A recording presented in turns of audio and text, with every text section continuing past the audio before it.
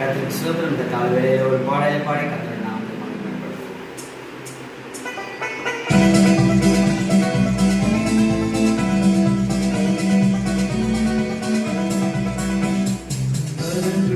இதயம் தேற்றுகிறார், உடைந்த உள்ளம் தாங்குகிறார்.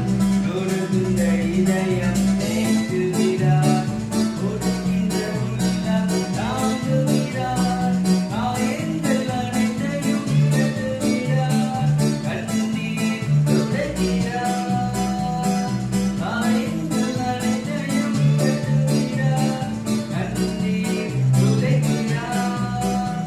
உன் கண்ணீர் துடைக்கிறார், உன் கண்ணீர் துடைக்கிறார். உங்கள் துக்கம் சந்தோஷமாய் மாறும், உங்கள் கவலைகள் கண்ணீர் எல்லாம் மறைந்துவிடும்.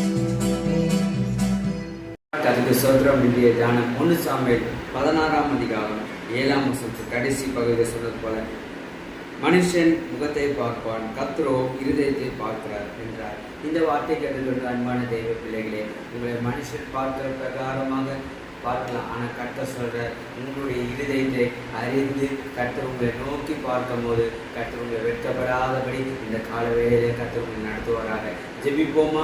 அன்புள்ள தகப்பனே, ஆசீர்வதிக்கப்பட்ட இந்த நல்ல நாளுக்கு நன்றியப்பா. இந்த வார்த்தை மனுஷரோ முகத்தை பார்க்கலாம்ப்பா, ஆனால் கர்த்தர் உம்முடைய பிள்ளைகளுடைய இருதயத்தை கர்த்தர் ஆராய்ந்து அறிந்திருக்கிறீங்கப்பா. அவங்களுடைய முகத்தை பார்த்து அவங்க அங்கலாய்ப்பு அவங்க கண்ணீருக்கெல்லாம் கர்த்தர் இந்த மாதத்தில் கர்த்தர் ஒரு பெரிய காரியங்களை செய்து கர்த்தர் வழி நடத்துங்க. முற்றிலும் தாழ்த்திய படிக்கிறோம். இயேசுவின் நாமத்தில் பிதாவே, ஆமென். God bless you.